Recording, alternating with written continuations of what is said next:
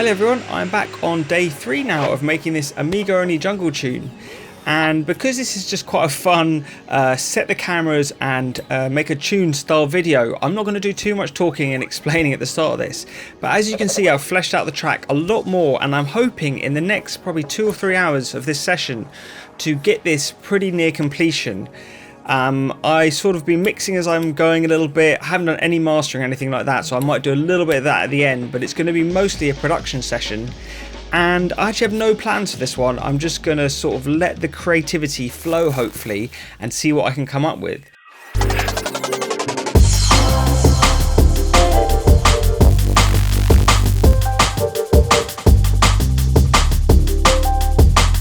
the drums up and bass up a bit.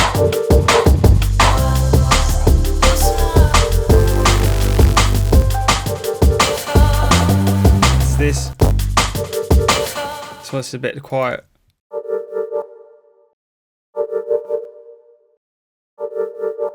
Maybe just a bit of gain. Could be panned. Maybe this one goes the other way a little bit. Nearly working together really nice, isn't it?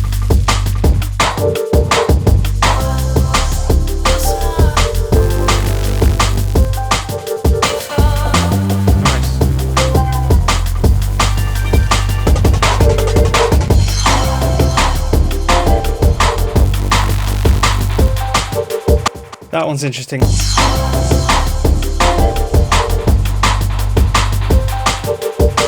Definitely wants this. Maybe it needs a variation of this here, just so it mixes better with all these effects going in.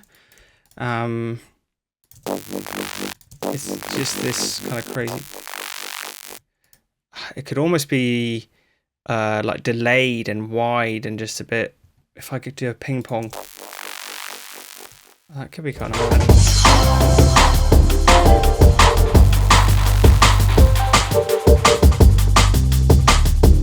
Yeah, then I could have this potentially even fade out.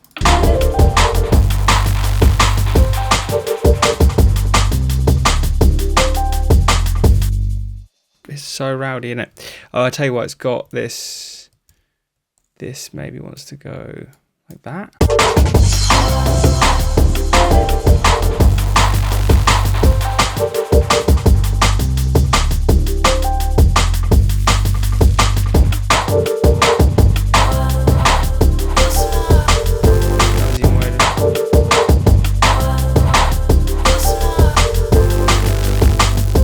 What I could try and do is just bounce these two out and have them come on this channel and just have that out.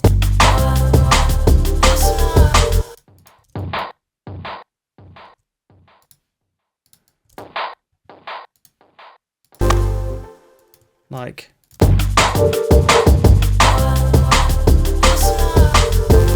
That's a bit smoother.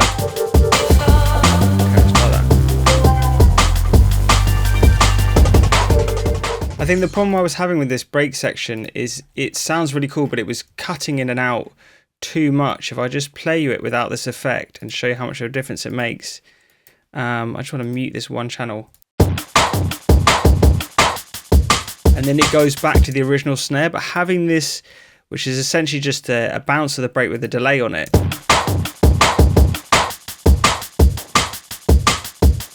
it like fades out a little bit better back in, so it's like smoothing that effect over the transition of it. Okay, this is actually probably my favourite bit of the tune I made. Hopefully I've included it in this video, this awesome pitch up and down effect.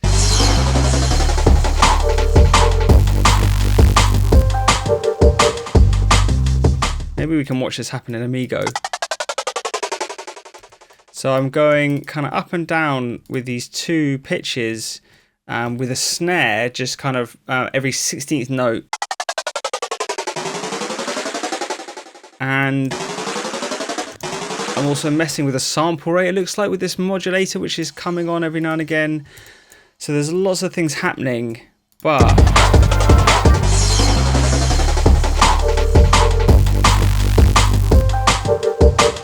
it really sets up this bass layer, and all I'm really doing here is taking this original idea, which is essentially this, but it gets really boring.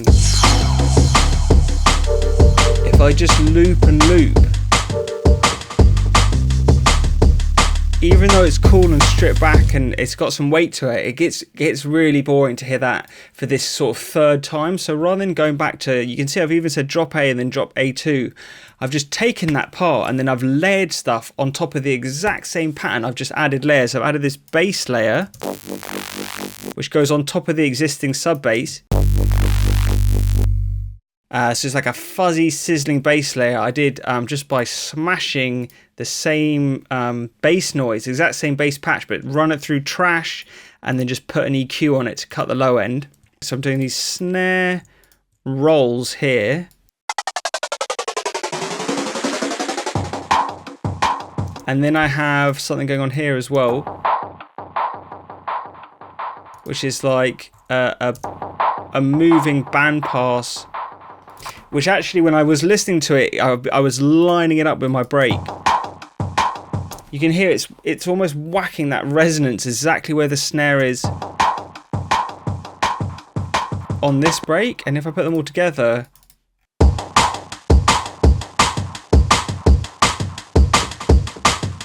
it almost just exaggerates the snare, makes it really sharp by doing a bandpass on it. So that's another cool thing I'm doing. So just throwing paint at the wall in this project.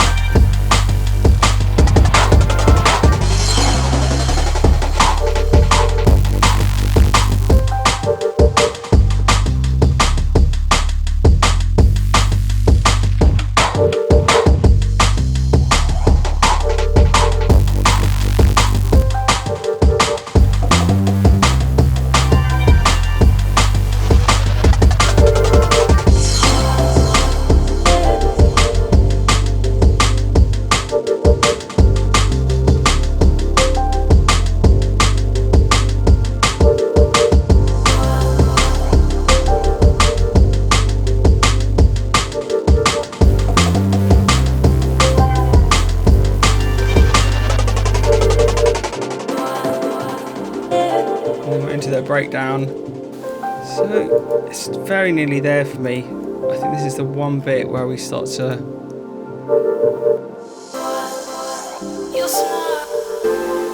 maybe it has to have this continue.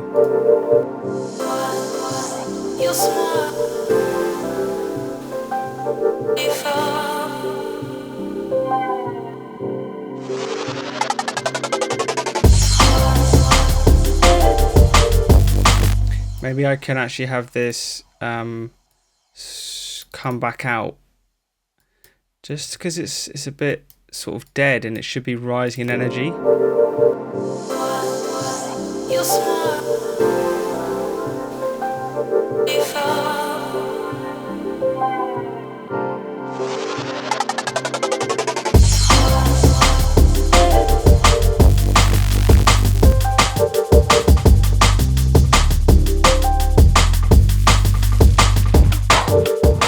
I've sort of been mixing a little bit as I've gone, and one thing I might just do in this last 50 minutes is a little bit of mastering. Now, mastering is like the dark arts, and someone like myself who doesn't know a huge amount about mastering, I don't try and do too much. I just focus on a little bit of compression, a little bit of loudness, and maybe a bit of EQ.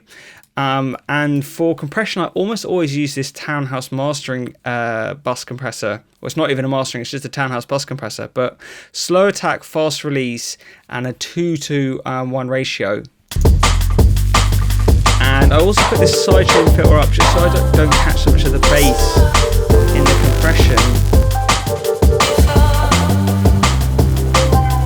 And it's one of those things that's going to be almost impossible to hear what it's doing with this amount of compression.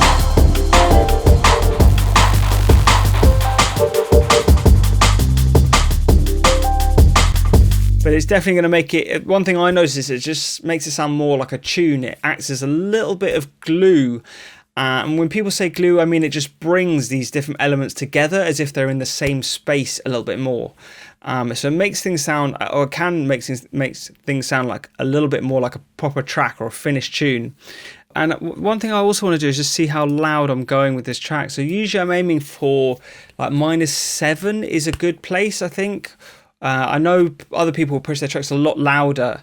-7 or -8, I think you're doing okay on this sort of loudness. So I'm a little bit quiet. She's telling me I want to do a dB or 2 of limiting, but I'm already kind of slamming over. Can I get away with 2 more?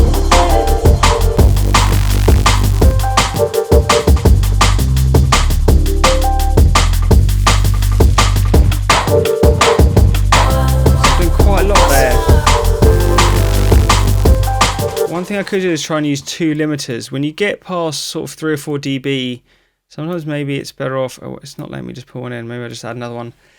Better off just using 2 limiters to spread the work. And then this second one we'll do 2 dB. That actually sounds better.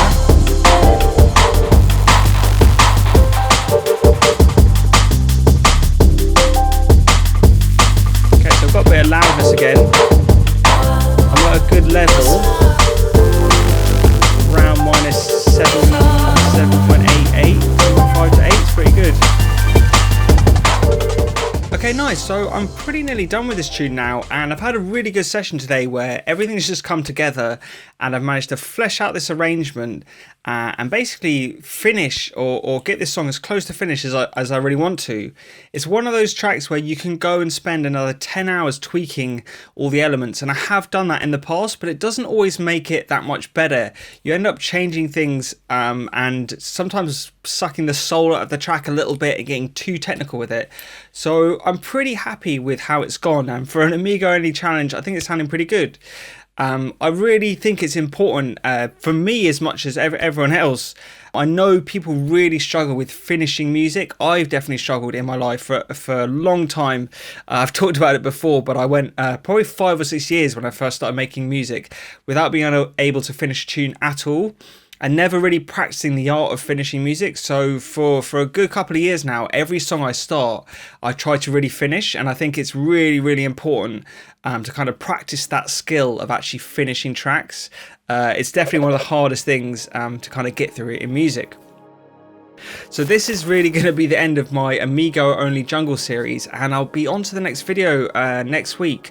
I think I will probably do something Digitakt related, maybe a Digitakt 2 and Renoise combo video could be really cool and interesting.